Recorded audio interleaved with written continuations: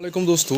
अभी मेरे बार्ड का जो एज है वो 2 दिन है और इस वीडियो में हम कवर करेंगे कि 2 दिन का मैनेजमेंट दोस्तों कैसे किया जाता है, कौन सा मेडिसिन इम्प्लीमेंट करते हैं, तो हर एक चीज़ के बारे में आज का पूरा वीडियो होगा। तो दोस्तों अब वीडियो मैंने तो हर एक मैनेजमेंट का हर एक दिन का वीडियो अपलोड करता ही रहता हूँ। तो अभी जो टाइम चल रहा है वो होगा विंटर मैनेजमेंट, ठीक है। तो वेदर के हिसाब से मैनेजमेंट भी कभी कभी चेंज होते हैं।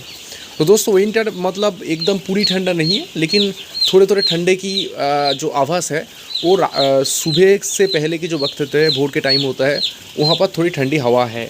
तो इसके लिए अभी जो बोर्डिंग है वो विंटर की लगभग माना जाएगी।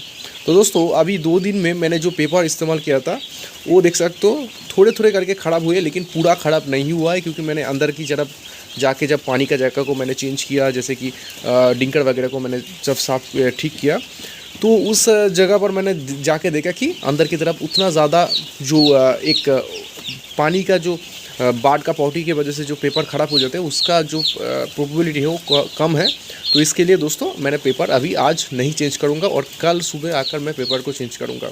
और आज सिर्फ मैं जो फीड दे रहा हूँ वो फीडर में दे रहा हूँ, और जो टायर फीडर है वहाँ पर दे रहा हूँ। बाहर की तरफ कल जो मैंने फीड दिया था वो मैंने बंद कर दिया। जो फीड एक्सेस था अभी हॉपर वगैरह में, जो फीड पेपर के ऊपर था, वो जैसे तैसे करके मैंने निकाल दिया है, और उसके साथ नया वाला फीड मिक्स करके अभी फीडर में दे रहा हूँ। तो ये प्रोसेस चीज़ मैं क्यों करता हूँ, क्योंकि फीड में एक अच्छा ताज़ा एक खुशबू होती है जो चीक्स को हमेशा अट्रैक्ट करती है। तो इसके लिए जब भी आप फीड देंगे तो कोशिश कीजिए, अगर ये एक इमरजेंसी काम बोल सकते हो आप कोशिश कीजिए कि फीडर में जो पुराना वाला फीड है उसको निकाल करके उसके साथ ही नया वाला थोड़े फीड मिक्स करके देने की। तो इसमें जो वाट का फीड कंज्यूमशंस है वो बहुत अच्छे होते हैं। जैसे आप देख सकते हो मैंने 10 मिनट पहले ही फीड दिया है, और 2 दिन के अंदर जो फीड का जो पानी का जो कंज्यूमशन है वो कितना अच्छा है। तो मेडिसिन मैं कौन सा इस्तेमाल कर रहा हूँ, सबसे इम्पॉर्टेंट चीज़ है। तो मेडिसिन दोस्तों मैं इस्तेमाल कर रहा हूँ सुबह के टाइम, एक टाइम के लिए इलेक्ट्रॉल पाउडर के साथ एक जो विटामिन आते हैं, विटामिन नहीं है, कैल्शियम वगैरह जो होते हैं। तो कैल्शियम क्योंकि दे रहा हूँ क्योंकि बार्ड का जो पैर में अभी जो टाइम है, जो बार्ड के पैर जो होते हैं उसमें दिक्कतें आती है। तो इसके लिए इस जो टाइम शेड्यूल है यहाँ पर एक टाइम के लिए आप कैल्शियम इस्तेमाल कर सकते हो। कैल्शियम के साथ मैं दे रहा हूँ इलेक्ट्रॉल पाउडर पंच करके, क्योंकि इलेक्ट्रॉल पाउडर देने से बार्ड का जो इकट्ठा होने की वजह से जो स्ट्रेस आ जाती है उसमें रिकवरी आती है। और एक टाइम के लिए मैं न्यूरोबियन फूड का इस्तेमाल करूँ। न्यूरोबियन फूड होता है एक लंगड़े वगैरह की वजह से जो बाढ़ में होते हैं, तो उसके लिए छोटे डोज करके एक न्यूरोबियन फूड इस्तेमाल कर रहा हूँ। 100 बार्ड के हिसाब से आप या फिर 200 बार्ड के हिसाब से आप एक टैबलेट इस्तेमाल कर सकते हो। इसका मतलब 15 टैबलेट अगर आप इस्तेमाल करेंगे तो 2500 बार्ड का कवर हो जाएगा एक टाइम के लिए। तो दोस्तों ये था सुबह का मैनेजमेंट। और रात में जो पानी मैं दे रहा हूँ उस पानी में मैं अभी एंटीबायोटिक दे रहा हूँ, एक लिवोफॉक्सिलिन एंटीबायोटिक जो आते हैं अच्छी क्वालिटी का। और आप एक चीज़ नोटिस कर रहे हो कि मैंने बूडर का हीटर का इस्तेमाल नहीं किया है, क्योंकि बूडर हीटर इस्तेमाल करने की ज़रूरत नहीं है। तो बाहर की तरफ आप देख सकते हो वहाँ पर एक टीन है, यहाँ पर मैंने कोयला का जो आँच होता है उसका इस्तेमाल किया है। वो इमरजेंसी के लिए इस्तेमाल करता हूँ, जैसे कि अभी आँच नहीं है तो जब भी ज़रूरत पड़ती है, जब मुझे लगता है कि अंदर की तरफ हीट कम हो रहा है, तो मैं कोयले का जो बूडर है इस्तेमाल करता हूँ, जैसे कि अंदर का जो एटमॉस्फेयर है वो बरकरार रहे। तो सुबह के टाइम देख रहा था कि अंदर की तरफ थोड़े गैस वगैरह हो रहा है, तो इसके लिए मैंने इस तरफ जो पर्दा है थोड़े वेंटिलेशंस के लिए मैंने खोल दिया है, और इस तरफ भी एक पर्दा था वो भी मैंने अभी खोल दिया है कुछ घंटे के लिए। और जब भी बाहर की तरफ टेम्परेचर कम होना शुरू होगा तो मैं इस पर्दे को भी नमा दूंगा। और जब भी टेम्परेचर मुझे लगे कि अंदर की तरफ बाढ़ चाह रहा है थोड़े टेम्परेचर, तो तब भी मैं 100 वाट या फिर 200 वाट का जो बल्ब है वो मैं जला दूंगा।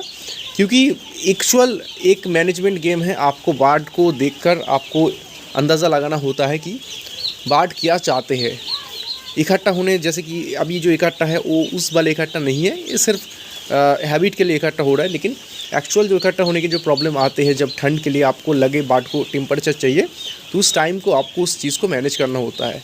और अंदर की तरफ इस वाले साइड में इस तरफ एक पेपर देने की मतलब, यहाँ पर सीलिंग के ऊपर जो सीलिंग पेपर देने की मतलब क्या है कि जो आप टेम्परेचर हो वो आसानी से कंट्रोल कर सकते हो। तो टेम्परेचर को कंट्रोल करने के लिए आप हमेशा इस चीज़ को, इस मैनेजमेंट को फोकस कर सकते हो, ठीक है। तो मेडिसिन के बारे में मैंने बात किया, उसके साथ मैनेजमेंट के बारे में मैंने बात किया, फीड देने के तरीके के बारे में बात किया। तो हर एक फार्मर जो फार्मिंग कर रहे हो, आप हमेशा एक चीज़ हमेशा फोकस कीजिए, आप कोशिश कीजिए कि हर एक डेटा, कंपनी तो अपना हिसाब लेते ही है अपने जो सुपरवाइज़र आते हैं उसके माध्यम से, लेकिन आपके फार्म में क्या कर रहे हो इस चीज़ के लिए एक प्रॉपर प्रोफेशनल जो डेटा है वो आपके पास रखिए। जैसे कि मेरे पास भी एक खाता है जहाँ पर 1 दिन 2 दिन का मैनेजमेंट है। अभी आपको दिखाऊंगा कि किसी तरह से मैं उसको मैनेज कर रहा हूँ, तो शायद आपको अंदाज़ा लगा जाए कि किस किस चीज़ के ऊपर आपको किस तरह से फोकस करना होगा। ठीक है, तो अभी मैं ऑफिस रूम की तरफ मैं चलूँगा और आपको मैं दिखाऊँगा कि किस तरह से मैंने खाते का इस्तेमाल कर रहा हूँ। तो दोस्तों ये मेरे ऑफिस रूम है और यहाँ पर जो एक जगह है जहाँ पर जो प्रॉपर वगैरह जो खाते का जो शेड्यूल है, क्या क्या काम करना होता है, तो हर एक चीज़ के बारे में हम डेटा रखते हैं। तो ये होता है कंपनी का जो खाता, कंपनी से जो आते हैं सुपरवाइज़र, वो अपना डेटा यहाँ पर रखते हैं। तो उसके डेटा तो हम कंपनी का जो लोग हैं वही फुलफ़िल कर सकते हैं। वहाँ पर जो कितने FCR आते हैं, अभी एक दिन भी नहीं आया है सुपरवाइज़र भैया, तो अभी उसको आने के बाद वो खाता जो है वो अपना फुलफ़िल करेंगे। उसके बाद मैं जो डेटा रखता हूँ यहाँ पर आप देख सकते हो, ये मैंने चार्ट अपने हिसाब से बनाया है कि बाढ़ में क्या क्या प्रॉब्लम, क्या क्या डिजीज़ आते हैं। जैसे कि इम्यूनिटी प्रॉब्लम होता है, लीवर प्रॉब्लम होता है, किडनी का प्रॉब्लम होता है, इकोलाई का प्रॉब्लम होता है। तो उसके हिसाब से कौन सा मेडिसिन मुझे इम्प्लीमेंट करना होगा, किस दिन का कितना डोज है, एक हमेशा एक चार्ट मेरे पास रहता है।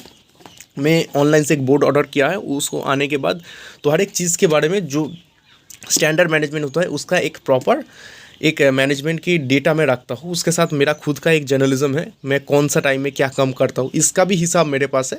ये पोल्ट्री फार्मिंग का बारे में नहीं है, तो अभी पोल्ट्री फार्मिंग का बारे में चलता है कि मैंने जो 1 दिन में 2 दिन में क्या मैनेजमेंट किया है उसका डेटा मैं कैसे रखता हूँ। एक मार्केट से अच्छा खाता तो आपको मिल ही जाएगा, वहाँ पर आप देख सकते हो यहाँ पर मैंने इस तरह से मैनेजमेंट किया है।